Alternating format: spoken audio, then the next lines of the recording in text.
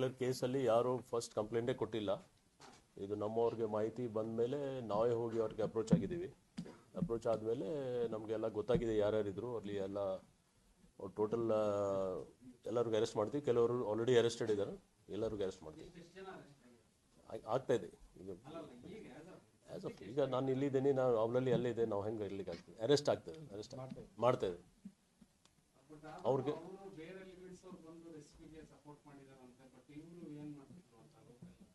ಇಲ್ಲ ಅವರು ಯಾರು ಹೇಳಲಿಲ್ಲಲ್ಲ.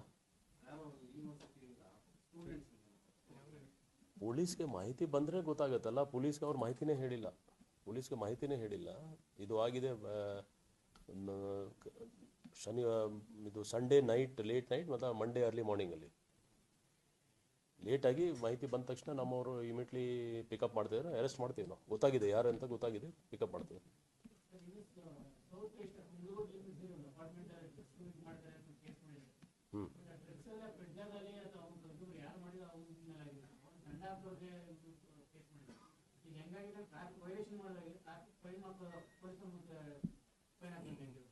ಅದನ್ನು ಇಲ್ಲ ಆ ಥರ ಇಲ್ಲ. ಅದು ಎರಡು ಪಾರ್ಟ್ ಇದೆ.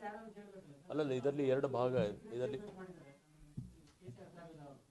ಅಲ್ಲ, ಅಪಾರ್ಟ್ಮೆಂಟ್ಗೆ ಯಾರು ಪವರ್ ಕೊಟ್ಟರು ಫೈನ್ ಹಾಕ್ಲಿಕ್ಕೆ? ನೆಕ್ಸ್ಟ್ ಅದು ಓಪನ್ ಇದೆ.